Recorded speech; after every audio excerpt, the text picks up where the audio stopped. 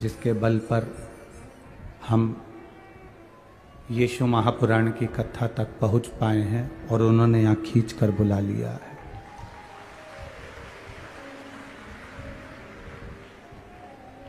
शक्कर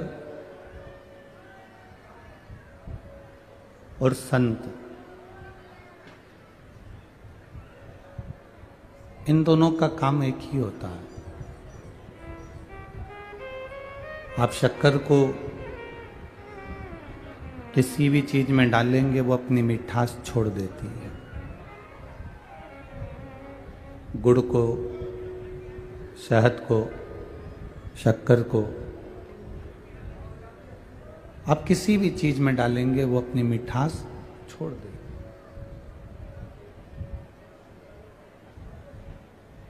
वो मिठास दिए बिना रह ही नहीं सकती। शक्कर, गुड़, शहद अपनी मिठास जिसमें भी आपने उसको डाला है वो अपनी मिठास दे ही देती है। उसी तरह संत जो होते हैं, सद्गुरु जो होते हैं, साधु, तपस्वी, साधक, उपासक जो होते हैं, गुरु और संत का काम भी एक ही होता है कि वो जनमानस को भगवान की भक्ति की मिठास में डुबो दे। शक्कर जैसे अपना तत्व छोड़कर चली जाती है, मिठास छोड़कर चली जाती है कि ये सब्जी में डाली तो सब्जी मीठी हो गई, कड़ी में डाली कड़ी मीठी हो गई, पोहा में डाला पोहा मीठा हो गया, खिचड़ी में डाला खिचड़ी मीठी हो गई, चाय में डाली तो चाय मीठी हो गई, दाल में डाली दाल मीठी हो। शक्कर ने अपनी मिठास, जहां भी शक्कर को डाला गया उसने अपनी मिठास दे दी। जहां संत, सन्यासी, तपस्वी, साधक, उपासक, भगवत भजन करने वाला जहां भी जाता है अपनी भक्ति की मिठास शक्कर की तरह छोड़कर चला जाता है। उसका एक क्रम बना हुआ है।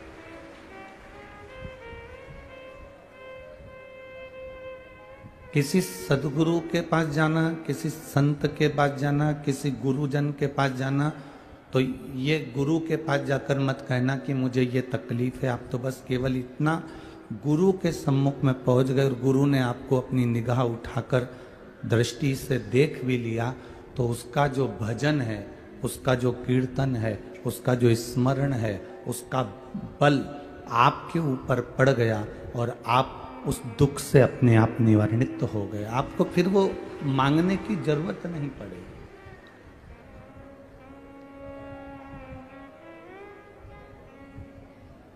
किसी गुरु के पास में मांगने के लिए कभी मत जाओ। गुरु के पास जाओ तो उसकी कृपा की दृष्टि हो जाए और हमारा कल्याण हो जाए।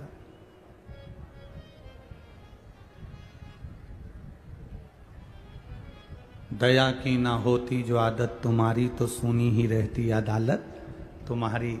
गरीबों के दिल में जो जगह तुम ना पाते, तो किस दिल में होती इबादत तुम्हारी। अगर हम गुरु के पास गए हैं, संत के पास गए हैं, सदगुरु के पास गए हैं, हमें मांगने की जरूरत नहीं है।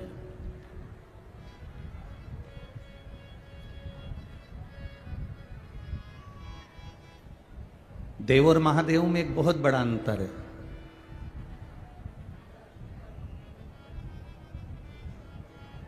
देव में और महादेव में एक बहुत बड़ा अंतर है।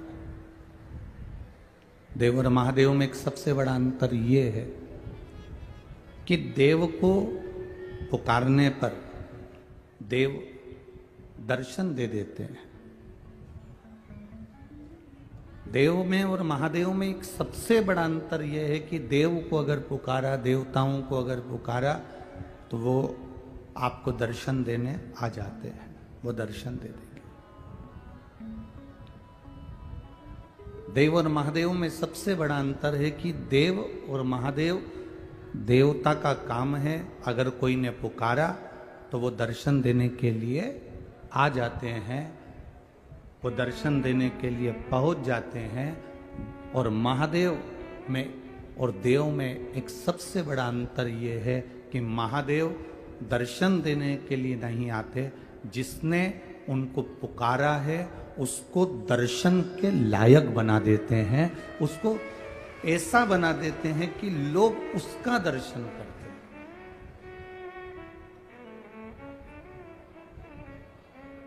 देव और महादेव में एक सबसे बड़ा अंतर है। देवता का भजन कर रहे हो तो वो दर्शन देने आएंगे, देवता को पुकारोगे तो वो तुम्हारे पास पहुंच जाएंगे, देवता को पुकारोगे तो वो भगवान देवता आपको दर्शन देने के लिए पहुंच जाएंगे। पर देवता और महादेव में, देव और महादेव में अंतर ये है कि महादेव दर्शन देने के लिए नहीं आते, पर आपको ऐसा बना देते हैं कि दुनिया के लोग आपका दर्शन करने के लिए आते हैं। ऐसा मेरा महादेव आपको बना देता है।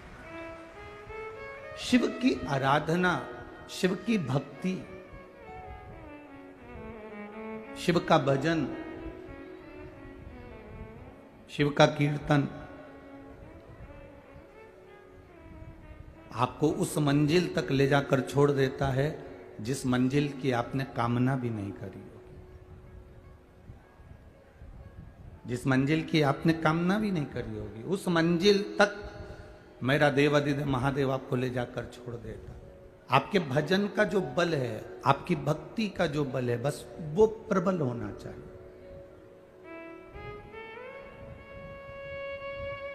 और जब भक्ति का बल बढ़ता है, भजन का बल बढ़ता है, विश्वास का बल बढ़ता है, तो परमात्मा के दर्शन का एक आनंद अपने आप प्राप्त हो जाता है। एक वो मूंगफली जो मिलती है, सिंगदाना, छत्तीसगढ़ में क्या बोलते हैं, मूंगफली बोलते हैं कि सिंगदाना बोलते हैं? मूंगफली बोलते हैं ना।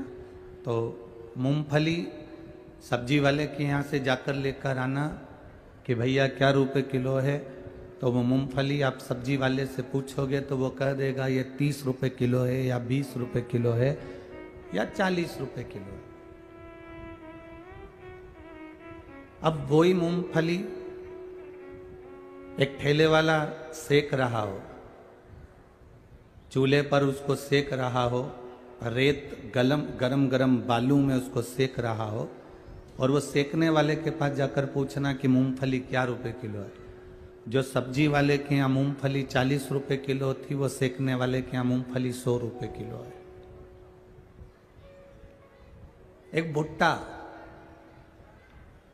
मक्का, वो कच्ची मक्का, कच्चा भुट्टा सब्जी वाले के यहाँ से लेकर आना तो 10 रुपए का दे देगा, 15 रुपए का दे देगा, 20 रुपए का दे देगा। और जिसके यहाँ वो आग में उसको तपा रहा है, सेक रहा है, जिसके यहाँ वो सेकने में लगा हुआ है, उसके यहाँ जाकर पूछना तो सब्जी वाले के यहाँ अगर वो 10 रुपए का है तो सेकने वाला 20 का देगा। सब्जी वाले के यहाँ अगर 15 रुपए का है तो सेकने वाला वो 30 रुपए में देगा। सब्जी वाले के यहाँ अगर वो 20 रुपए का है तो सेकने वाला उसको 40 रुपए में देगा। क्यों? मूंगफली कच्ची है तो उसकी कीमत कम है, सिक गई कीमत ज़्यादा हो गई। भुट्टा कच्चा है, उसकी कीमत कम है, सिक गया उसकी कीमत ज़्यादा हो गई। कारण केवल इतना सा है, जो ये संसार सागर में आने के बाद परिवार, नाते, रिश्ते, कुटुंब, कबीले, अपने पराए, इनके तानों में, इनके अपशब्दों में, इनकी गालियों में, इनके आड़े तिड़े व्याख्यान में पढ़कर जो सिक जाता है, दुनिया की ताप में जो सिक जाता है, उसकी कीमत अपने आप बढ़ जाती है, उसकी पहचान अपने आप बढ़ जाती है, उसकी कीमत अपने आप बढ़ गई, उसकी पहचान अपने आप बढ़ गई।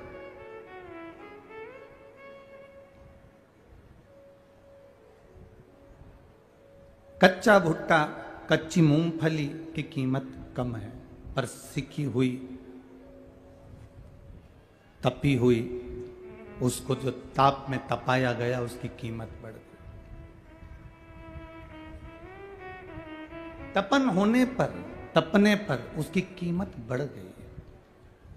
काम, लोभ, आसक्ति, वासना, तृष्णा, ये सब वो मक्का में, वो भुट्टे में जो जो चीज होती है वो सब उसमें अग्नि में जल जल कर तप तप कर वो सब समाप्त हो जाती है। उसी तरह जब हम संसार के शब्दों में, संसार की वाणी में, संसार के इन तानों में हमें जब तपाया जाता है, लोग अपशब्द कहते हैं। कहे ना कि ये मार्बल जो जमीन पर लगा हुआ है, उसी मार्बल की मूर्ति मंदिर के अंदर है और वही मार्बल जमीन में भी लगा हुआ है।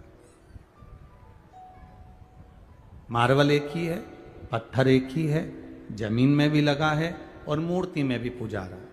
मार्बल जमीन में भी है और मूर्ति में बनकर भगवान की आराधना में भी पूजा रहा है। उसका कारण केवल इतना है कि मार्बल को जब तराशा जा रहा था, मार्बल को जब तराश रहे थे, मार्बल को जब काट रहे थे, तराशते तराशते तराशते तराशते वो इतना तराशा गया कि भगवान बनकर मंदिर के अंदर पूजा गया। और जो तराशते समय नहीं तराश रहे थे और जो चोट को सहन नहीं कर पाया वो टूट गया, तो जमीन पर लग गया। उस पर लोग जूता रख रहे, पांव रख रहे, थूक रहे, गंदगी कर रहे हैं। जिसने चोट को सहन कर लिया, जिसने शब्दों को सहन कर लिया, जिसने वाणी को सहन कर लिया, जिसने अपशब्दों को सहन कर लिया, दुनिया के लोग आड़ा टेढ़ा कहें, दुनिया के लोग अपशब्द कहें, दुनिया के लोग आड़ा टेढ़ा बोलें, और यदि आपने उनके शब्दों को सहना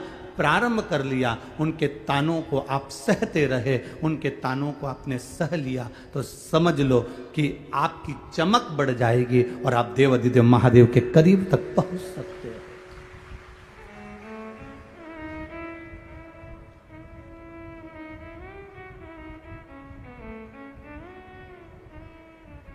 ये कहेंगे, ताना देने वाले ताना देंगे, आड़ा टेढ़ा कहने वाले आड़ा टेढ़ा कहेंगे, अपशब्द कहने वाले अपशब्द कहेंगे, बोलने वाले बोलते रहेंगे, पर आपका जो भजन का बल है, आपकी जो भक्ति का बल है, वो बढ़ना चाहिए।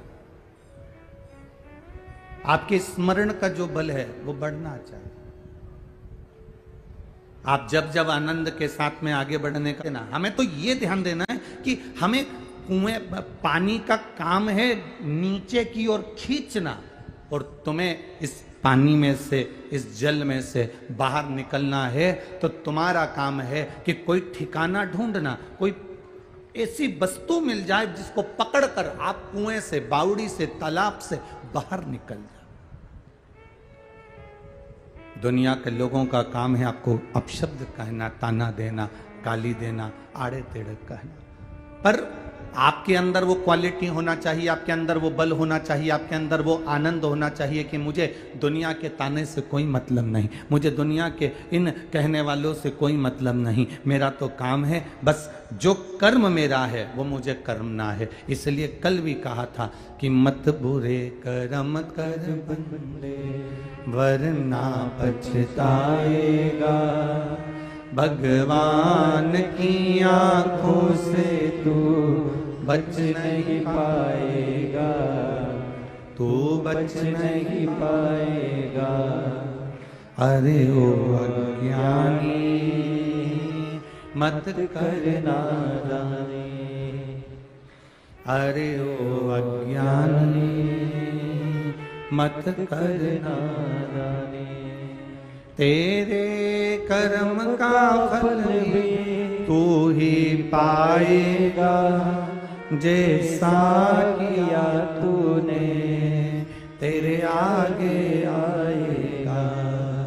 मत बुरे कर्म कर बंदे वरना पछताएगा, भगवान की आंखों से तू बच नहीं पाएगा, तू बच नहीं पाएगा।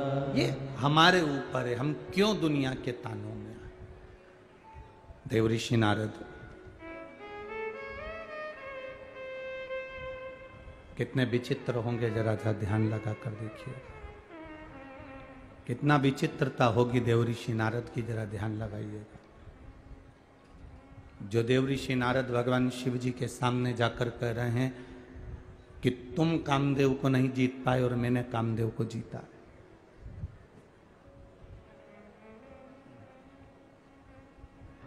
जो तुमने नहीं करा वो मैंने करा। शिवजी ने स्वीकार कर लिया कि मैंने कामदेव को नहीं जीता। आपने जीता है ना, बस आपसे इतना सा निवेदन है कि यह बात आप किसी से मत कहो कि मैंने जीता। अपनी बड़ाई अपनी जीवान से और पड़ोसी की बुराई अपनी जीवान से कभी मत करो। अपनी जिह्वा से अपनी बड़ाई मत करना और अपनी जिह्वा से किसी की बुराई मत करना।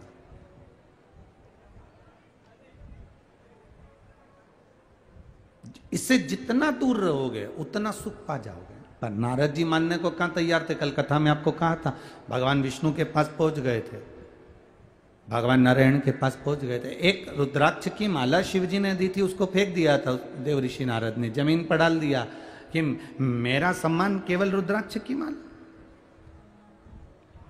केवल रुद्राक्ष की माला। अब नारद जी को समझाए कौन? फूल की माला पहनाते तो वो बासी हो जाती, पुष्प की माला अगर पहनाते तो वो बासी हो जाती। अगर तुम्हें कोई ड्राई फ्रूट्स की माला, बादाम की, काजू की, पिस्ता की, लौंग की, इलायची की ये माला पहनाते तो ये भी आने वाले समय में कीड़ा पड़ जाता।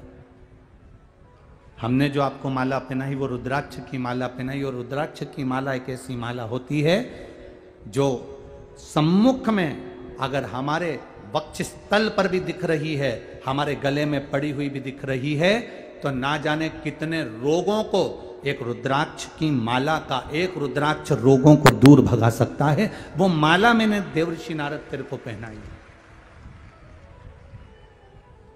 ये कोई साधारण सी माला है जो मैंने तुम्हें पहनाई?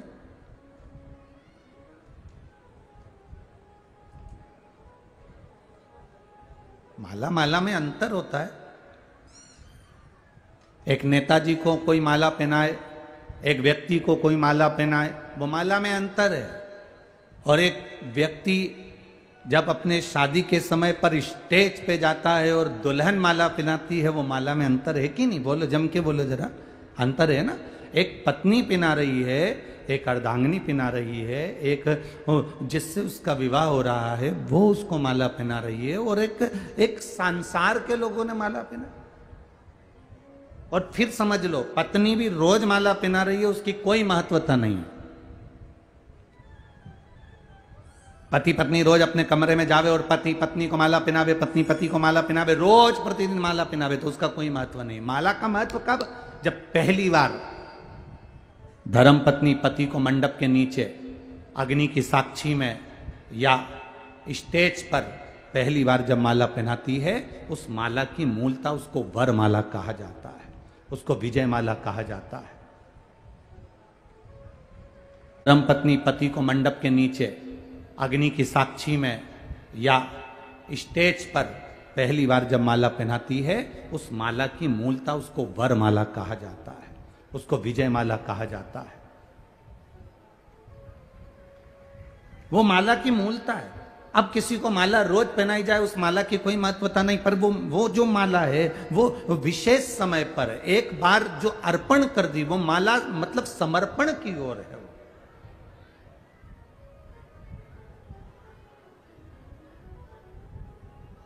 तुम रोज मंदिर जाते हो, प्रतिदिन मंदिर जाते हो, प्रतिदिन भगवान के मंदिर में पहुंचकर जल चढ़ाते हो, तुम्हें मालूम नहीं रहता कि आज सोमवार की अष्टमी है, तुम्हें मालूम नहीं है कि आज शिवरात्रि है, तुम्हें मालूम नहीं कि आज बुद्ध की अष्टमी है, तुम्हें मालूम नहीं कि आज बुद्ध की प्रदोष है, तुम्हें मालूम नहीं कि आज रवि की प्रदोष है, तुम्हें मालूम नहीं कि आज वो कौन सी तिथि। आप तो बस रोज मंदिर जा रहे हो, रोज शंकर जी को जल चढ़ा रहे हो, रोज बेलपत्र चढ़ा रहे हो, तुम रोज शिव जी की आराधना कर रहे हो। तुम्हें नहीं मालूम कि आज सोमवार की अष्टमी है, कि रविवार का प्रदोष है, कि बुधवार का प्रदोष है, कि गुरुवार का प्रदोष है, कि तुम्हें कोई अंदाजा नहीं। तुम तो नियम बनाकर बस प्रतिदिन भगवान के मंदिर जाना, भगवान को जल चढ़ाना, भगवान को जल चढ़ाकर बेलपत्र समर्पित कर देना, ये तुमने नियम बनाकर करा। अब तुम्हें अंदाजा नहीं कि आज कोई विशेष तिथि है, जिस तिथि पर अगर कोई भूल से भी जल चढ़ा देता है तो महादेव उस पर कृपा कर देते हैं। लोग कहते हैं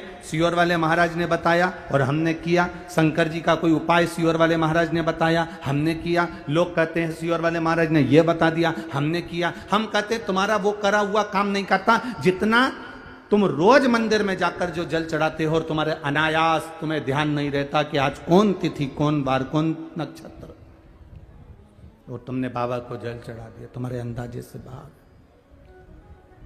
और तुमने भगवान शिव को रिझा लिया और बस तुम्हें उसका फल प्राप्त हो गया, तुम्हें उसका फल मिल गया।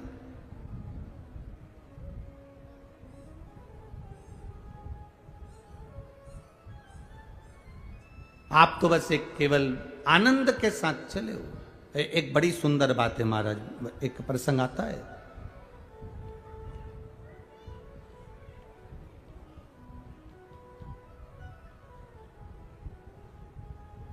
एक संत की कुटिया, बहुत सारे भक्त संत के पास आते हैं, बहुत सारे। एक बाहर गांव की वैश्या को मालूम पड़ा कि यहाँ संत से मिलने बहुत लोग आते हैं, तो वैश्या को लगा कि यहीं संत के पास में ही मैं एक मकान ले लेती हूँ, जो संत के आएंगे मेरा सुंदरता देखकर मेरे पर लोभित होंगे और मेरे यहां भी आएंगे, मेरे यहां भी पहुंचेंगे। वैश्या ने पास में मकान ले लिया। संत के यहां भीड़ पड़ती, वैश्या के यहां भी भीड़ पड़ती, पर वैश्या को लगा कि इतनी भीड़ संत के यहां आती है और इतने लोग संत के यहाँ पहुँचते हैं, वैश्या को लगा कि जितने तो मेरे यहाँ नहीं आते उतने संत के यहाँ आते, जितने मेरे यहाँ नहीं आ रहे उतने संत के यहाँ आ रहे। बस वैश्या ने अपने जो चाहने वाला था उससे कहा कि मुझे ये संत की जो कुटिया है ये ठीक नहीं लग रही है, ये संत का जो भवन है, ये संत की जो कुटिया है, ये मुझे ठीक नहीं लग रही। वैश्या का शब्द उसके चाहने वाले ने सुना तो क्या करूं, उसने कहा लगा दे आग संत के झोपड़े में, संत के झोपड़े में आग लगा दे। लगा,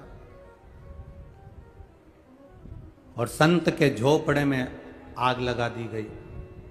आग लगाई, संत बाहर निकल गए, झोपड़ा धधक धधक कर जल रहा था। झोपड़े की आग की लपट इतनी तेज गई कि वेश्या के घर में प्रवेश कर गई और वेश्या का घर भी जल गया, वेश्या का घर भी जल गया। वेश्या आई संत के पास, आकर उसने कहा बाबा ये अच्छी बात नहीं है, आपने मेरे घर में आग लगवा दी है। संत कहते हैं मुझे तेरे से मतलब क्या जो मैं तेरे घर में आग लगवाऊं, ना तो मैं तुझे पहचानता हूं, ना मैं तुझे जानता हूं, ना कभी तेरा और मेरा कोई परिचय हुआ, तो मैं क्यों आग लगाऊंगा? ना तूने मुझे देखा ना मैंने तुझे देखा, फिर आग लगाने का काम क्या है?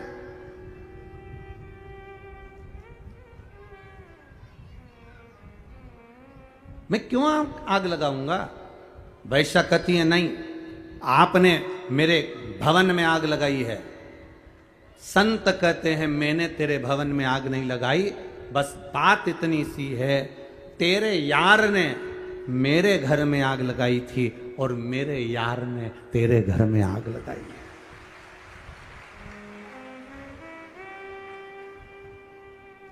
हम जिसका भजन करते हैं ना, हम जिसका स्मरण करते हैं, हम जिसका कीर्तन करते हैं, शिव महापुराण की कथा कहती है आपको जवाब देने की जरूरत नहीं पड़ती, जवाब आपका महादेव देता है।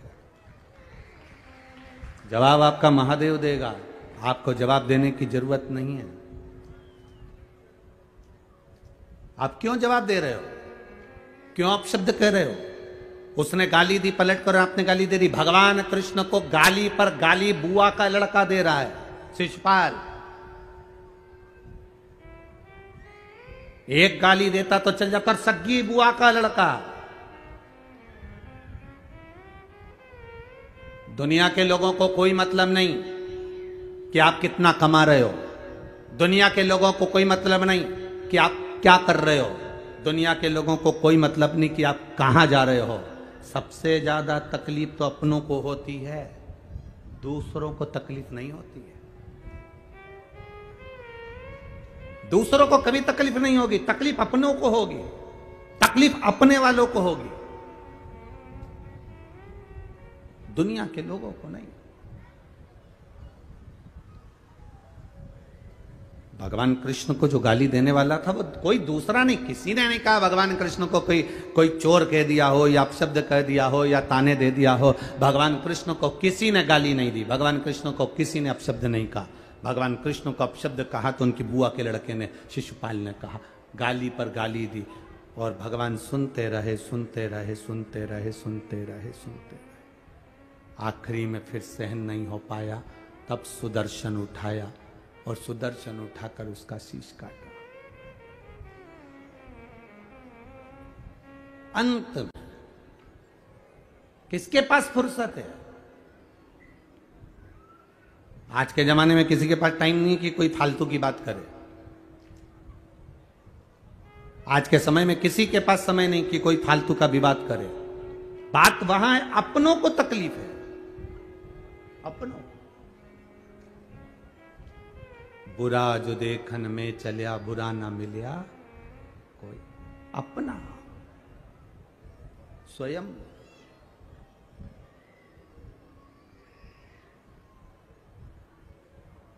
कावड़ लेकर जाने वाले जितने भक्त होते हैं, जो शिव जी की कावड़ लेकर जाते हैं, जो भगवान शंकर की कावड़ लेकर जा रहे हैं, शिव जी की कावड़ लेकर जाते हैं, शंकर जी को जल चढ़ाने जाते हैं।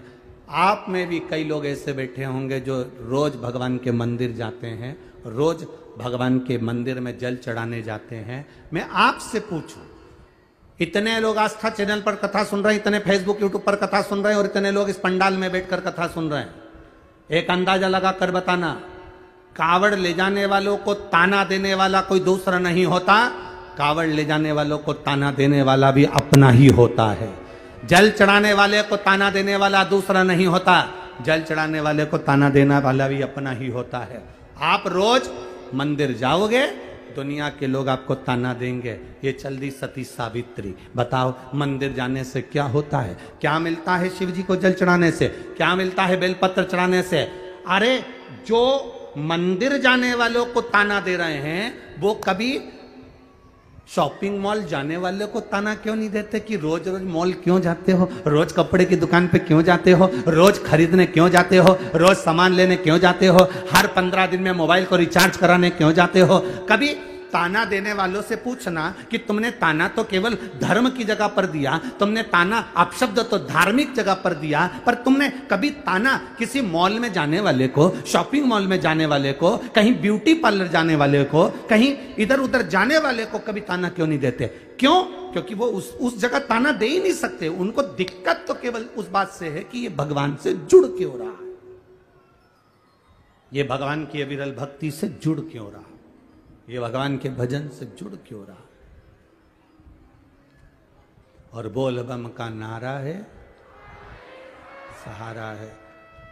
ताना देने वाले देते रहेंगे आपको। भगवत भजन वो कहते हैं ना, एक लोहे का कीला, एक लोहे की कील, लोहे का कीला, इसको नदी के उस पार ले जाना है।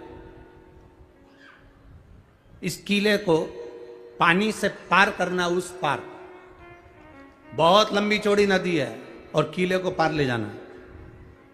कीले को पानी में छोड़ दो, पार उतर जाएगा? बोलो, जम के बोलो जरा। कीले को पानी में डाल दो तो वो उस पार हो जाएगा? नहीं हो।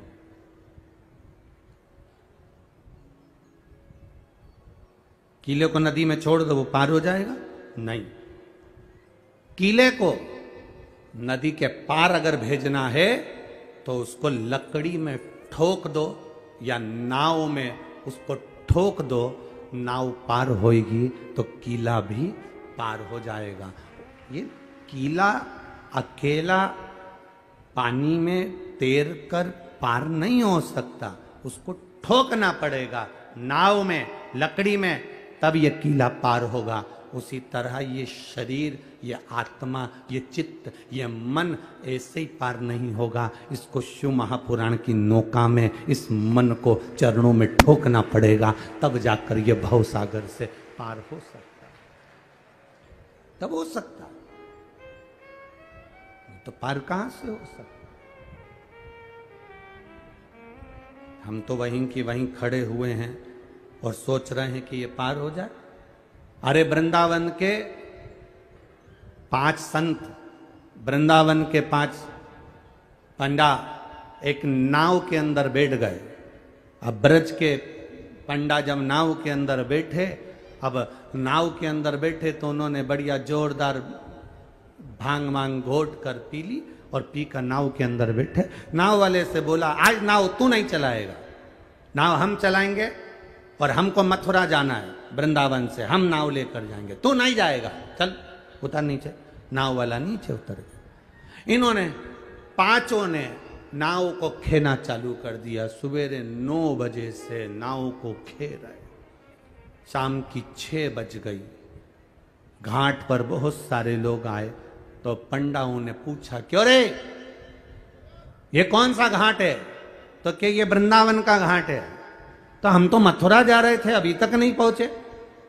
सुबह 9 बजे के निकले, शाम की 6 बज गई, अभी तक मथुरा क्यों नहीं पहुंचे? तो घाट पर खड़ा हुआ व्यक्ति बोला, तुम चले तो कब के जाते, पर नाव को तुमने खूंटे से नहीं छोड़ा, इसलिए वो वहीं वहीं घूम रही है पर पार उतर नहीं रही है। हम बस उसी में रमे हुए,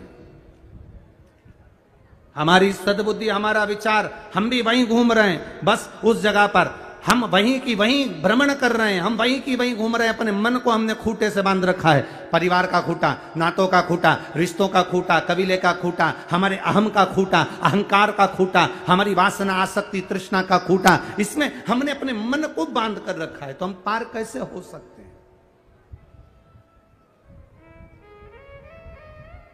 शिव मंदिर में जाना, सारे खूंटों से छूट कर जाना।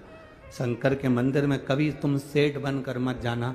शंकर के मंदिर में कभी भी तुम ये मत सोच कर जाना कि तुम्हारे पास में कितना बड़ा बंगला है, कि कितनी गाड़ी है, कि कितनी फैक्ट्री है, कि कितना दुकान है, कि कितनी जायदाद है। शंकर के मंदिर में कभी ये सोचकर मत जाना कि तुम कितने सुंदर हो। शिव के मंदिर में ये सोचकर मत जाना कि तुम्हारे पास कितना वैभव है। शिव के मंदिर में तुम ये कभी सोचकर मत जाना कि तुम्हारे पास कितनी गाड़ी है। शिव के मंदिर में ये सोचकर मत जाना कि कितने लोग तुम्हारी बात सुनते हैं। शिव के मंदिर में तो ऐसे जाना जैसे एक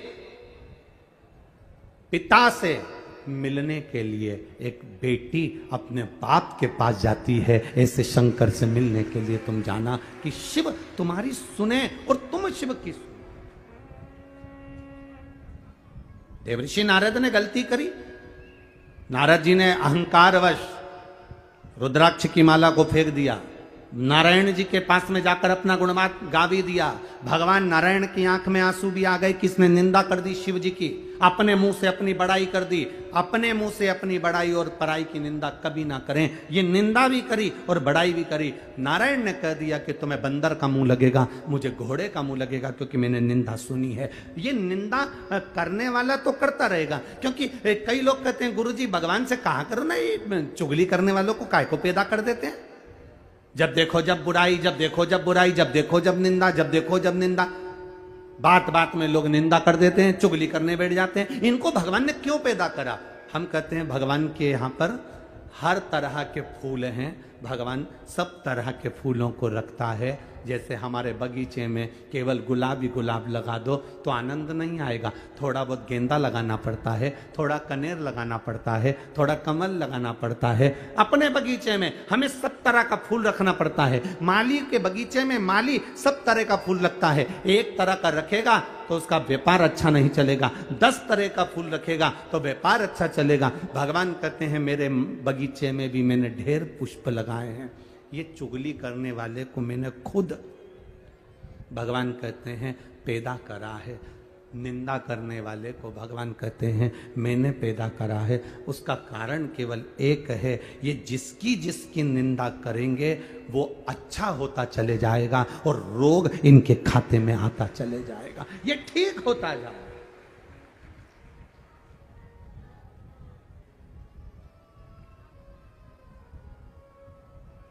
एक पत्र आया है,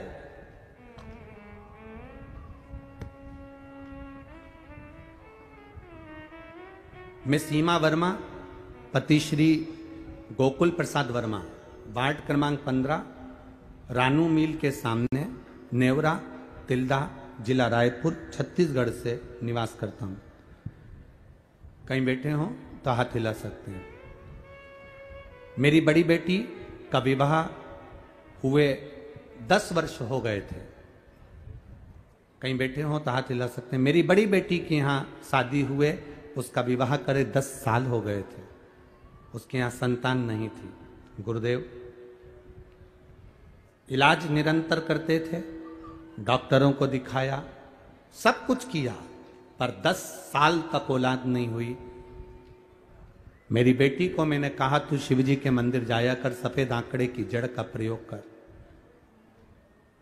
बेटी जब मंदिर जाने लगी, उसको लोग अपशब्द कहने लगे, मंदिर जाने लगी, ताना देने लगे, आड़ा टेढ़ा कहने लगे। मेरी बेटी की आंख में आंसू आए, उसने कहा पिताजी मंदिर जाऊं तो लोग आड़ा टेढ़ा तो कहते हैं, अपशब्द तो कहते हैं। मैंने अपनी बेटी से कहा सियोर वाला महाराज कहता है तानों से मत डरना, ये ताने नहीं, ये तो हमारे मार्ग को सफल करने के लिए जितनी जितनी लोग गाली दें, जितना जितना लोग निंदा करें, अपशब्द कहें, समझ लेना तेरी बीमारी कट रही है और भगवान तेरी झोली भरेगा जरूर, तू मंदिर जाती रहे। मैंने बेटी से कहा, बेटी ने मंदिर जाना प्रारंभ करा, सफेद आंकड़े की जड़ का प्रयोग करना प्रारंभ करा, पशुपति व्रत करना प्रारंभ करा, और बाबा की कृपा का क्या वर्णन करूं। दुनिया के लोग उसको ताने देते थे, अपशब्द कहते थे कि इसके यहां संतान नहीं होगी। 10 साल दिखाते दिखाते हो गए, औलाद नहीं हुई, तो अब क्या होगी जब लोगों की ताने पड़ते रहे, अपशब्द कहते रहे गुरुदेव। और बाबा की कृपा का मैं क्या गुणगान करूं। 21 जुलाई 2023 को मेरी बेटी के घर में जुड़वा बच्चे हो गए, जिनका फोटो में लगा रहा हूं। यह शिव तत्व है। जुड़वा बच्चे हुए जिनका फोटो में लगा रहा हूं, ये शिव की कृपा, ये शंकर की उदारता, ये शंकर की करुणा और उसकी दया।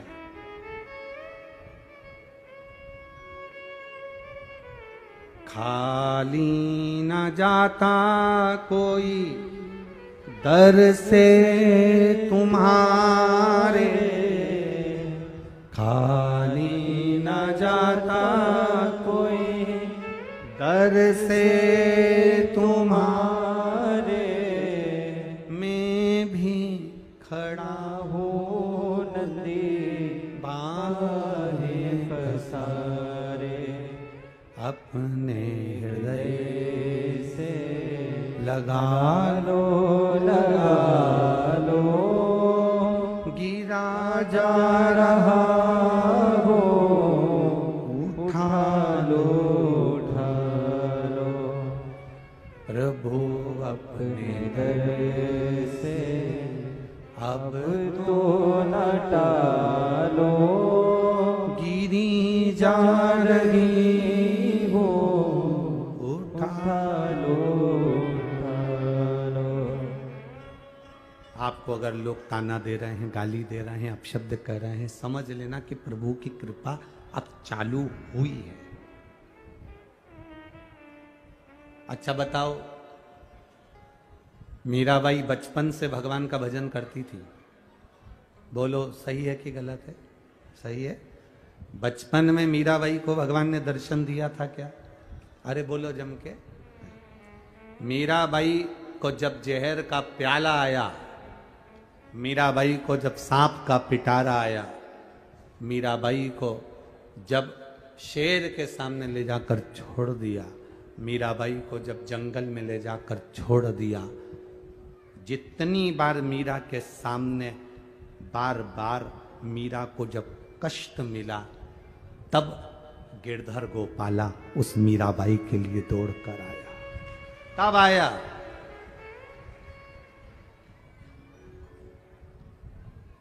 जब तक जहर का प्याला नहीं आया, तब तक मीरा के लिए सांवरिया कहाँ आया। सम्मुख अपशब्द कहे जाएं, ताने दिए जाएं, आड़ा टेढ़ा कहा जाए। आप लोगों को ताने पर ताने मिले, अपशब्द पर अपशब्द मिले, गाली पर गाली मिले। तुम रोज मंदिर जा रही हो, रोज तुम्हारे परिवार के लोग आड़ा टेढ़ा कर रहे हैं। एक पत्र और देखिए,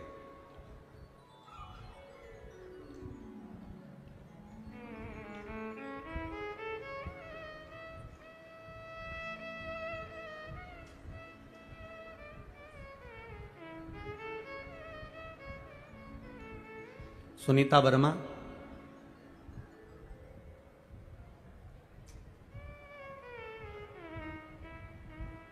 ससुराल मेरा तिल्दा नेवरा तुलसी है।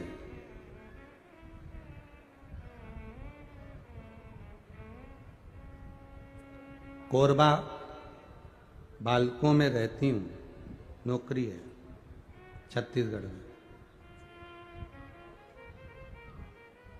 बाबा को मैं प्रणाम करने आई थी, प्रणाम करने का बोली थी, इसलिए मैं यहां आई हूं। कहीं बैठी हो तो हाथ हिला, आप ही हैं, ऐसा हाथ हिला दो एक बार। हाँ, दोनों हाथ ऐसा हिला दो एक बार। गुरुजी, मेरे किडनी में स्टोन था, फिर वो गठान बन गई। डॉक्टर को दिखाया तो उन्होंने कहा गांठ हो गई है। रायपुर के डॉक्टरों का इलाज चला, डॉक्टरों ने किडनी निकालने का बोल दिया। अब डॉक्टर ने कहा कि ये किडनी निकलेगी और दूसरी किडनी अगर कोई डोनेट कर रहा हो तो आप वो लगवा सकते हैं। अब कहाँ किडनी ढूंढे बाबा। रायपुर दिखाया और 2 जगह दिखाया, सब ने कहा किडनी को निकालना पड़ेगा, किडनी बेकार हो गई। गुरुजी, शिव जी का मैं क्या वर्णन करूं, बाबा का मैं क्या गुणगान करूं। जब किडनी निकालने के लिए हॉस्पिटल में एडमिट हो गए, किसी ने कहा कि शंकर जी पे एक बार जल चढ़ाकर उसका पानी पीकर फिर ऑपरेशन के लिए चले जाओ। बाबा, बाबा तो बाबा होता है। गुरुजी, विश्वास करा, जिसने मुझे बताया था मैंने उसकी बात पर विश्वास करा और शिव जी को जल चढ़ाकर मैं ऑपरेशन के लिए चली गई। और बाबा का मैं क्या गुणगान करूं। ऑपरेशन तो हुआ पर मेरी किडनी अच्छी हो गई, उसे निकालना नहीं पड़ा, इसलिए मैं बाबा को यहां प्रणाम करूं। दोनों हाथ एक बार हिला दीजिए। हर हर महादेव। बैठिए, ये शिव तत्व है। बैठिए पहले। ये शंकर, ये ओघड़ी, ये दयालु, ये दातार है, ये त्रिकालदर्शी, ये कैलाशी।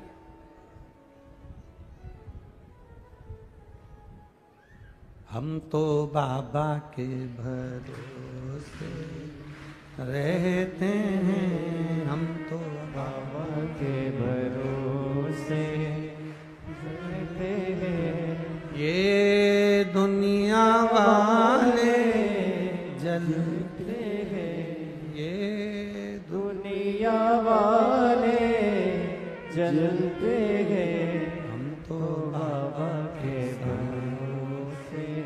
चलते हैं, हम तो बाबा के भरोसे चलते हैं। कहने वाला कहता रहेगा, अब शब्द कहने वाला बोलता रहेगा। शिव तत्व की प्राप्ति का सुख ये बहन लिख रही है। ऑपरेशन तो हुआ, डॉक्टर ने ऑपरेशन कर कर कह दिया किडनी निकालने की जरूरत नहीं, इसकी किडनी तो ठीक है। और शिव तत्व हमारे भीतर का विश्वास है। रामचरितमानस में लिखा क्या है। एक तिल्दा नेवरा के एक वकील साहब ने अपना पत्र भेजा है।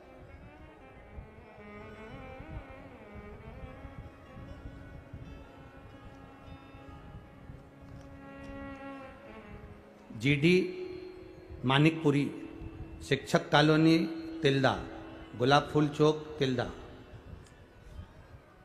वकील साहब ने एक पत्र भेजा है। उन वकील साहब ने अपने जीवन का एक अनुभव लिखा उस पत्र के अंदर।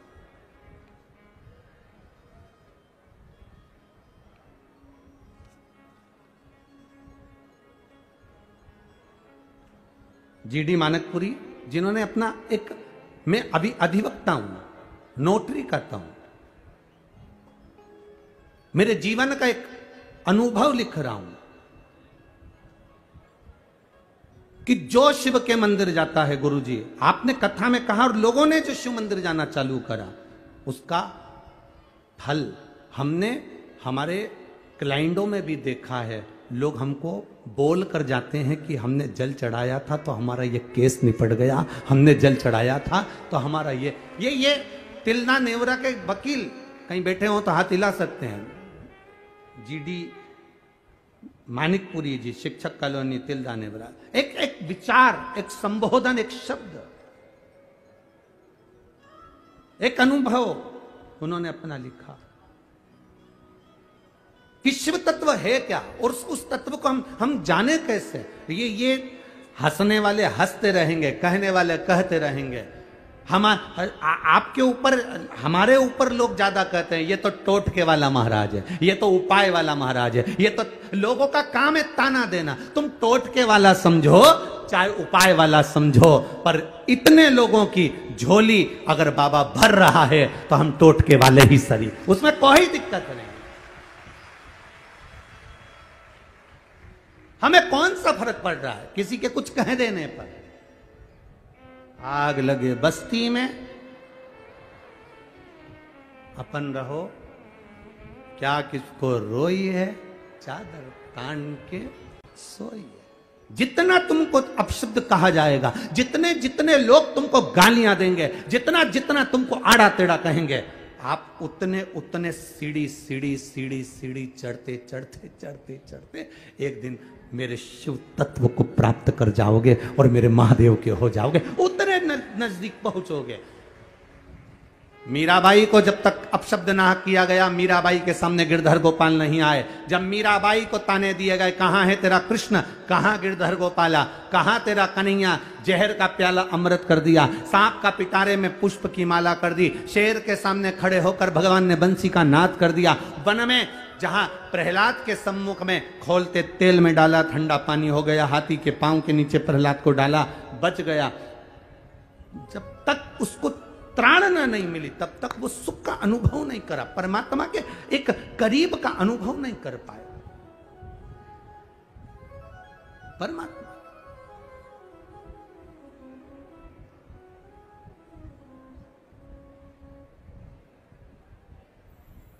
अरे भाई,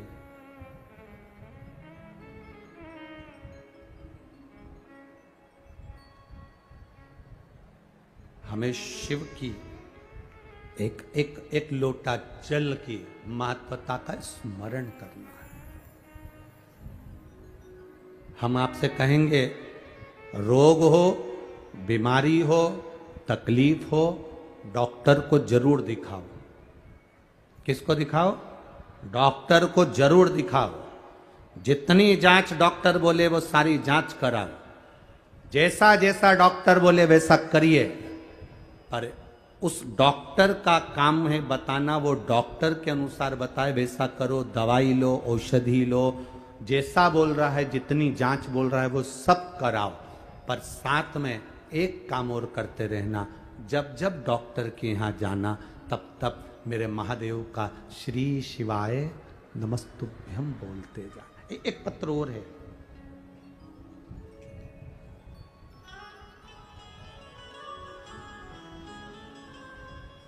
दिनेश वैष्णव, कुमुदनी वैष्णव, ग्राम सिनोधा, तिल्दा नेवरा, जिला रायपुर, छत्तीसगढ़, पिन नंबर 493114। कहीं बैठे हो तो हाथ हिला सकते हैं। कहीं बैठे हो, जो बच्चा मर गया था वो बच्चा जीवित वापिस हुआ, अगर वो बच्चा यहाँ आया हो आपके साथ में तो उसको यहां व्यासपीठ पे ला सकते हो। दिनेश वैष्णव, कुमुदनी वैष्णव, ग्राम सिनोधा, तिल्दा नेवरा, जिला रायपुर, छत्तीसगढ़, पिन नंबर 493114। अगर कहीं वो बच्चा लेकर आए हैं क्या? बच्चा आया साथ में? हाँ तो ले आओ जरा। अब देखिए,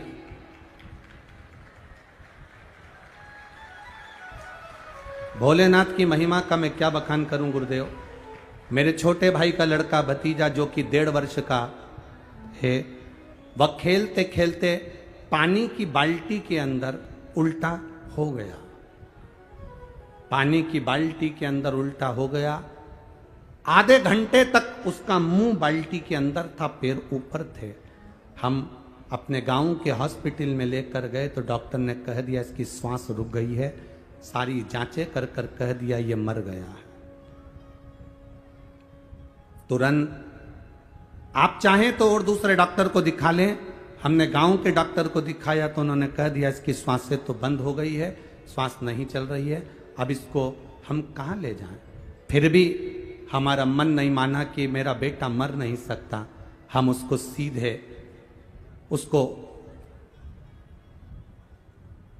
हॉस्पिटल के लिए लेकर गए शहर के, और एक कौन सा हॉस्पिटल का नाम लिखा, मिशन हॉस्पिटल के तिल्दा में भर्ती किए।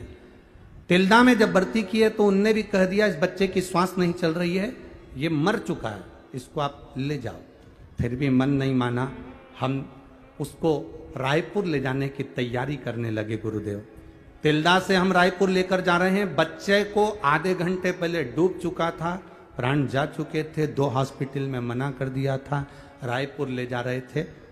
बीच में हम आपकी कथा सुनते थे तो कहा शंकर का बीच में मंदिर पड़ गया।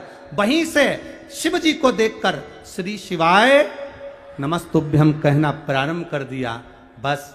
और उस बच्चे को हम पूरे रायपुर के हॉस्पिटल में घूमते रहे, पर कोई हॉस्पिटल वाला उसको रखने को तैयार नहीं था।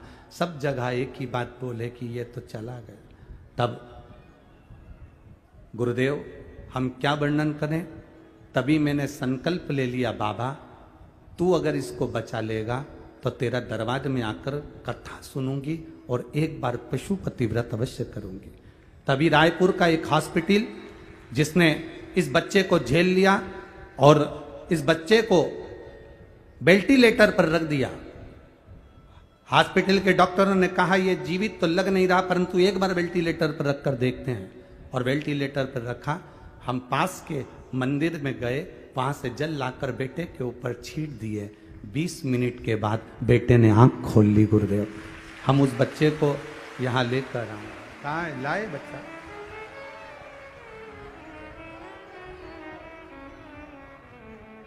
खाली न जाता कोई दर से तुम्हारे, खाली न जाता कोई दर से तुम्हारे, मैं भी खड़ा हूँ नंदी बागे फसारे, अपने हृदय से लगा लो,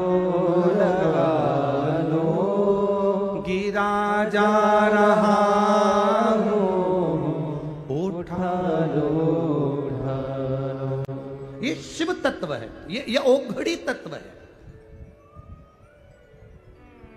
डॉक्टर को दिखाओ, उसकी दवाइयां लो, उसकी औषधि लो। डॉक्टर भी शिव का एक रूप है, उसके पास पहुंचो, उससे कहो। और अगर मेरा शिव साथ में है तो डॉक्टर रूपी शंकर और ओघड़दानी शिव दोनों मिलकर आपके जीवन को वापिस नूतनता दे सकते हैं। क्यों नहीं देगा? क्यों नहीं?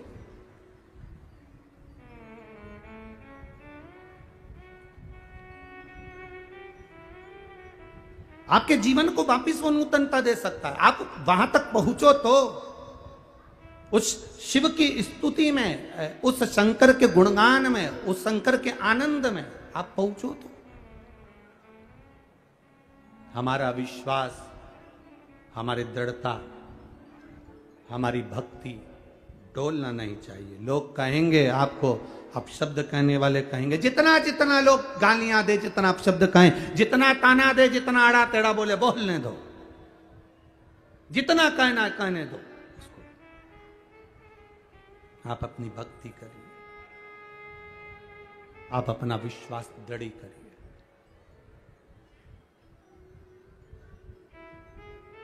भोलेनाथ दया करना, मैं तेरे भरोसे हूँ। मेरे बाबा दया करना, मैं तेरे भरोसे हूँ। मैं तेरे भरोसे हूँ, मैं तेरे भरोसे हूँ। मेरे बाबा दया करना, मैं तेरे भरोसे हूँ। ना घर के भरोसे ना परिवार के भरोसे हो, ना घर के भरोसे हो, ना परिवार के भरोसे हो। मेरे बाबा दया करना, मैं तेरे भरोसे हूँ। मेरे बाबा दया करना, मैं तेरे भरोसे हूँ। ना इनके भरोसे हूँ, जिनको आता है वो भी बोलो, उसके ही तो सहारे हम। ना इनके भरोसे हूँ, ना उनके भरोसे हो, ना इनके भरोसे हो, ना उनके भरोसे हो। मेरे बाबा दया करना, मैं तेरे भरोसे बाबा दया करना, मैं तेरे भरोसे हूँ। हम उस परमात्मा के भरोसे पर जब तक हैं, तब तक हमारा बाल बांका नहीं हो सकता। कहने वाले, अपशब्द कहने वाले, ताने देने वाले बोलने दो।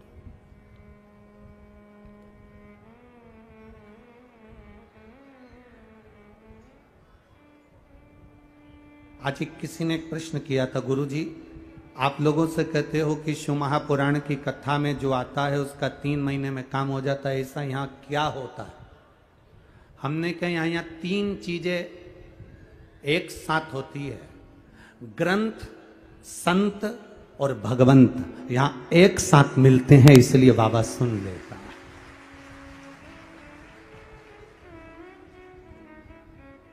आप जाओ शिव महापुराण की कथा में तो कोई पूछे कि वहां क्यों जा रहे हो, इतनी भीड़ पड़ रही है।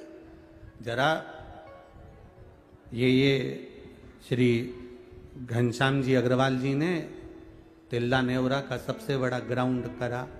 सबसे बड़ा ग्राउंड के साथ में बड़े बड़े, जैसा एक पंडाल है इससे 3 पंडाल लगाए, और उसके साथ में आप पीछे तक अंदाजा लगा के देखो तो पेड़ों पे लोग चढ़ चढ़ के बैठे हैं, टंकियों पर, पानी पर, दीवालों पर, जहां जिसको जगह मिल जाए वहां चढ़कर बैठे हुए। जगह है कहां?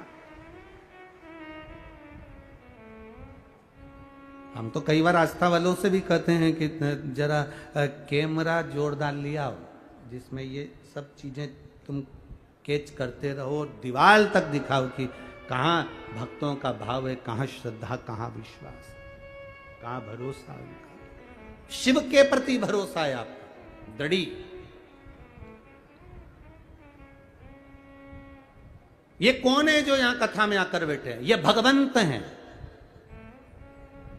और कथा में कई संत भी आकर बैठे हुए हैं, और कथा में ये ग्रंथ भी रखा हुआ है।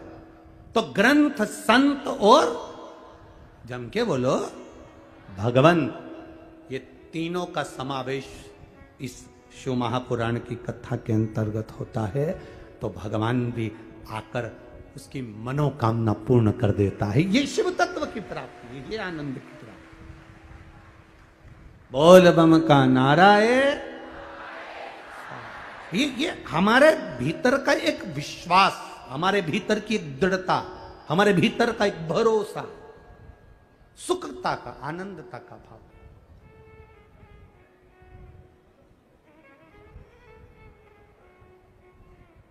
अब जरा विचार करिए कि भगवत स्मरण में जो फल है आपके, आप जाएं डॉक्टर को दिखाएं, डॉक्टर बोले वैसा औषधि कराएं, डॉक्टर बोले जैसा आप काम करें, जांच कराओ, सब कुछ कराओ, पर साथ में आपके भीतर शंकर की भक्ति को जागृत करिए। शिव के भीतर, आपके भीतर शिव की भक्ति को जागृत करिए। बेटा एजुकेशन, बच्चा अच्छी पढ़ाई करे, सीए की पढ़ाई कर रहे हो आप, मेरी बेटियों से निवेदन है दिल से पढ़ाई करो, मेरे बेटों से निवेदन है दिल से पढ़ाई करो, अच्छी करो, दिल से मजबूत, एकदम दमदारी से। जितना कभी नहीं पढ़े उतना अब पढ़ो। कंपटीशन एग्जाम की तैयारी कर रहे हो, सरकारी नौकरी की तैयारी कर रहे हो, एक बार अगर नहीं निकले, दो बार नहीं निकले, हिम्मत मत हारना। अब शंकर के भरोसे अब की बार शिव जी पर जल भी चढ़ाऊंगा, बेलपत्र भी चढ़ाऊंगा, शहद लगाकर भी जाऊंगा, और साथ में जो अभी तक मेहनत करी उससे 4 गुनी मेहनत ज्यादा करूंगा, और ज्यादा करूंगा तो रिजल्ट मेरा अच्छा आएगा, ये निश्चितता है। मेहनत करने वाले का साथ मेरा महादेव हमेशा देता है, हमेशा। जो मेहनत ही नहीं करता, पढ़ा है, बैठा है, बस अपने को क्या करना, तो फिर मेहनत भगवान करें, मेहनत तो मैंने भी करी ना। दुनिया के लोगों ने तो अमृत पिया, सारे देवताओं ने अमृत पिया, देवाधिदेव महादेव कहते मेरे भाग्य में विष आया था, मैंने विष पिया। हमारे बीच में आदरणीय परम पूज्य गुरुदेव महामंडलेश्वर श्री स्वामी जी महाराज आए हैं, और बड़ा आशीर्वाद आपका हमेशा रहता है। मंत्री पद भी आपके पास में है, बाबा की कृपा है। और हम कथा करे हैं पहले, कौन सा ध्यान नहीं आ रहा है गांव का, इसमें वहां कथक शबरी जी का गांव है इसमें तो, हाँ, शिवरी नारायण बाले महाराज जी पधारे। एक बार जोरदार ताली बजाकर उनके लिए स्वागत करना। तो शिव तत्व की प्राप्ति, आपका बड़ा आत्मीय प्रेम हर जगह जहां कथा होती है छत्तीसगढ़ में, आपका आशीर्वाद इस व्यासपीठ को मिल जाता है। एक बार जोरदार ताली बजाकर बहुत बहुत साधुवाद है। तो संत, भगवंत और तीसरा एक ग्रंथ, ये तीनों का समावेश है यहां, तीनों का समावेश।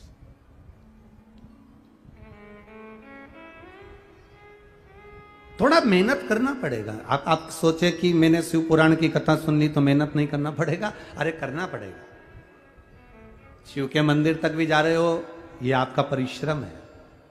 शिव जी के मंदिर में झाड़ू पोछा लगा रहे हो, ये आपका परिश्रम है। साथ में पढ़ाई कर रहे हो। कौन कहता है कि आपकी सरकारी नौकरी नहीं लग सकती? कौन कहे कि आपका सरकारी नौकरी ना लगेगी?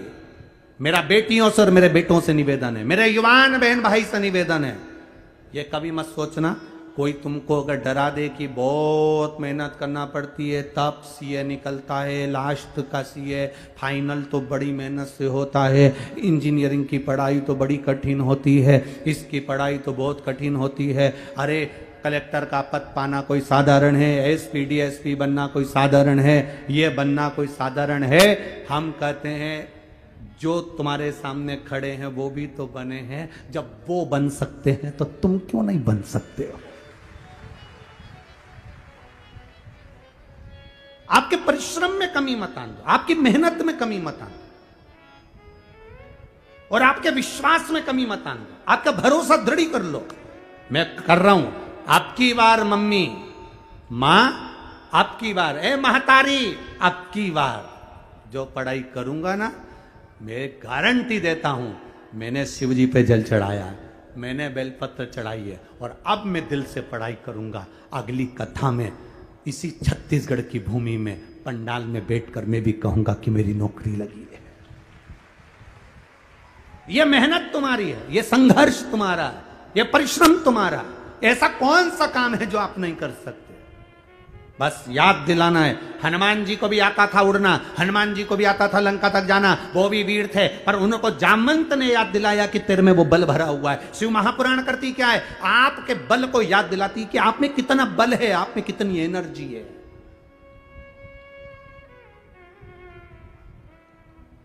शंकर भगवान विष नहीं पी रहे थे, देवताओं ने विष दे दिया शिव जी के पास में, शंकर भगवान नहीं पी रहे थे।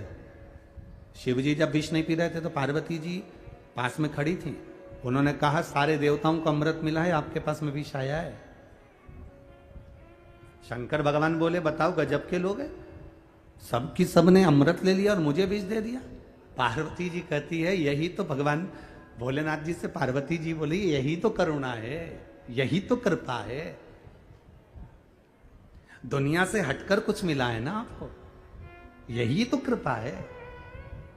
शंकर भगवान बोले अगर मैं विष पीऊंगा तो फिर हलाहल विषय, भयंकर विषय, तुम जानती नहीं हो पार्वती। पार्वती जी कहती है अरे ये विष कुछ भी नहीं है, कुछ भी नहीं। गले का विष जितना व्यक्ति को नहीं मारता, पार्वती जी कहती है उतना कानों का विष पूरे परिवार को मार देता है।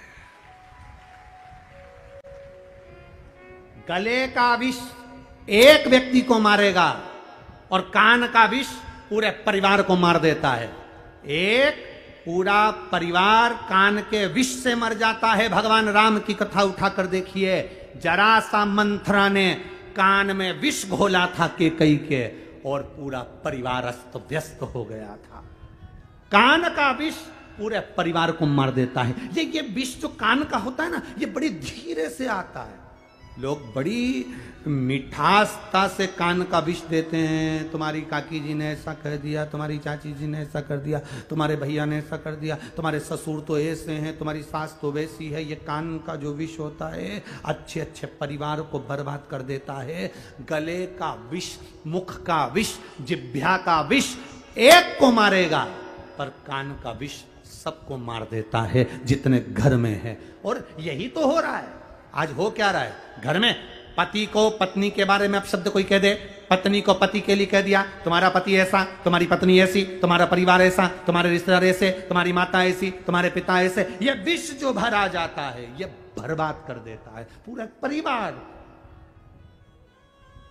ये पूरे परिवार को बर्बाद। ये विष, कान का जो विषय है सबसे भयंकर विष।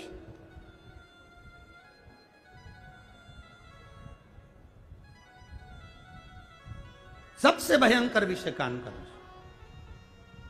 बरते हैं, जिसे देखो वो कान के अंदर कचरा डाल रहा है, खूब निंदा का कचरा, खूब। अपने अपने कान के ऊपर एक, जैसे कान वाले लोग मशीन लगाते हैं, ऐसे दो चीजें बनवा लो। एक ऊपर कान के ऊपर लगाया करो डस्टबिन और नीचे लगाया करो यूज मी। मेरा कान नहीं है, कचरे का डब्बा है। जो आता है चुगली डालकर चले जाता है, जो आता है वो निंदा डालकर चले जाता है, जो आता है वो विष घोल कर चले जाता है। कितना ना जी भर के देखा, ना कोई बात थी बड़ी आरज़ू थी मुलाकात की। महाराज कहां देखा हमने? माता पार्वती जी ने शिव जी से कहा यह विष कुछ भी नहीं है, पी लो। शंकर भगवान करें पार्वती हलाहल विषय, शिव जी करें हलाहल, पार्वती जी करे पियो। यह विष कुछ नहीं है, कुछ नहीं। अगर बल है तो बड़े से बड़ा कार्य कर सकते हो, अगर बल नहीं है तो कुछ नहीं कर सकते। अगर भगवान ने कोई बड़ी बीमारी भी दे दी ना तो इतनी जल्दी मत हार मत लेना। बहुत सारा कर्जा भी हो गया ना, बहुत जल्दी हार मत मान लेना कि मैं बहुत कर्जे में हो गए, सब बर्बाद हो गया, मैं तो मर जाऊं तो अच्छा, परिवार नष्ट हो गया, कुछ नहीं बचा। ना ना ना, मरना नहीं है। अगर कितना भी दुख आ जाए, कितना भी रोग आ जाए, कितनी भी तकलीफ आ जाए, कितना भी कर्जा हो जाए, कितनी भी तकलीफ में पड़ जाओ, मरने का प्लान बिल्कुल मत बनाओ, क्योंकि मर भी गए तो वापिस जन्म लेकर फिर भोगना पड़ेगा। तो एक बार नौकरी पूरी करके जाओ, ड्यूटी पूरी। अगर घर पे खाना बनाकर आ गए, बच्चों का टिफिन रखकर आ गए, सारा काम कर कर आ गए, सास को चाय पिलाकर आ गए, ससुर की दवाई देकर आ गए, उसके बाद में कथा में आकर बैठ गए, तो कोई तुमको आड़ा टेढ़ा बोलेगा क्या? जम के बोलो जरा। और अगर तुम पूरा फैलारा फेंकला कर, बर्तन पड़े हैं, सामान पड़ा है, सब्जी पड़ी है, भाजी पड़ी है, फ्रिज खुला पड़ा है, लाइट खुली छोड़ दी, पंखा खुला छोड़ दिया, और फिर तुम कथा में जाकर बैठ जाओ, बस अब यहां से जाने के बाद 5 बजे तुम्हारी आरती चालू हो जाएगी। 5 बजे तुम्हारी आरती, यहां आरती विराम, आरती चालू। बताओ, इसका बाप रख कर गया था, इसके पिताजी रख कर गए थे, ऐसा छोड़कर चली गई, इतना फ्रिज खोल कर चली गई, लाइट खोल कर चली गई, सियोर वाला महाराज के इसको खाने को दे रहा है। आरती प्रारंभ। और अगर आप पूरा काम कर कर आए, फ्रिज बंद, लाइट बंद, बर्तन सब मांझ कर, साफ करके, सबका भोजन बना के, टिफिन लगा के, पोंछ कर, बेड़िया, सास को चाय पिलाकर, ससुर के लिए दवाई देकर, और कह कर आ रहे, मम्मी मैं जा रही कथा में, सास भी कुछ नहीं बोली, बेटा सब कर दिया, हाँ सब कर दिया। जब पूरा काम फिनिश कर कर जाओगे तो सास भी कुछ नहीं कहेगी। उसी तरह मृत्यु लोक में आए हो, अपना बचपन, अपनी जवानी, अपनी अधेड़ी, अपना बुढ़ापा सब अच्छे से निकालो, और जब पूरा काम फिनिश कर कर जाओगे तो वो ससुर भी तुमसे कुछ नहीं कहेगा, वो भगवान भी तुमसे कुछ नहीं कहेगा। ये सब फिनिश कर कर। और जल्दीबाजी में नहीं, मैं तो अब बहुत परेशान हो गई, मर जाऊं मैं तो आधा काम करके जा, सुन जा, सुन, फिर धक्के मार के नीचे भेज दिया जाएगा। चल वापिस जन्म दो इसको, फिर भोगेगी, फिर भोगेगा। तो क्या मतलब? एक बार दमदार नौकरी कर कर जाओ, पूरी ड्यूटी फिनिश, अपना पूरा होमवर्क जितना काम है सब निपटा के, पूरा होमवर्क निपटा कर फिर अपना काम में। फिर तो तुम कितना भी खेलो ना, माँ भी मना नहीं करती अगर होमवर्क पूरा हो जाए तो। क्यों? होमवर्क हो गया तेरा? आओ ला दिखा दो जरा, और कॉपी लाकर पूरी दिखा दे, लो देखो जरा, पूरा होमवर्क पूरा हो गया। हो, ये तो पूरा हो गया। और टीचर ने और कुछ तो नहीं बोला? नहीं, गुड गुड, कुछ नहीं।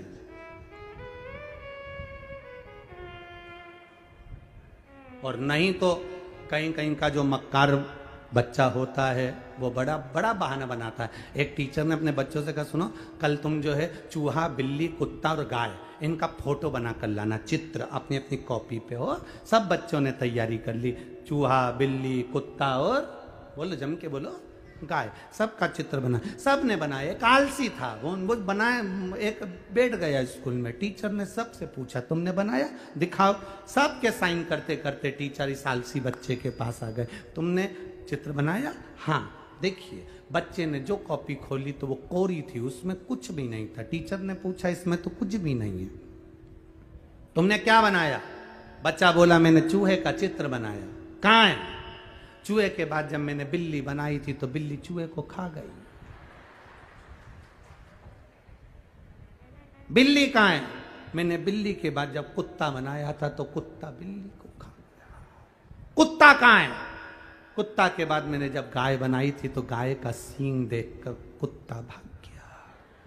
गाय कहाँ है? गाय बनाई थी, हमारा पड़ोसी लालू राम है ना, घास लेके जा रहा था, गाय उसके पीछे चली गई।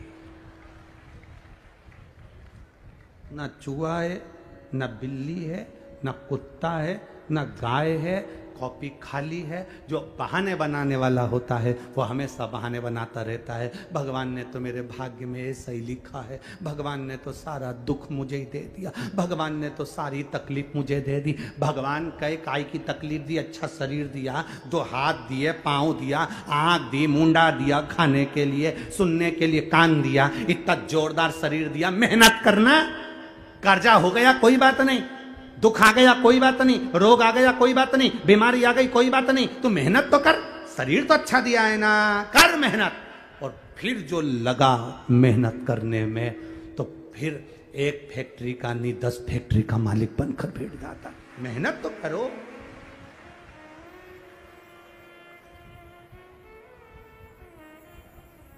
तुम कहो तो उसको जाकर, जिस समय आप उससे जाकर कहोगे तब जीवन का एक आनंद आएगा।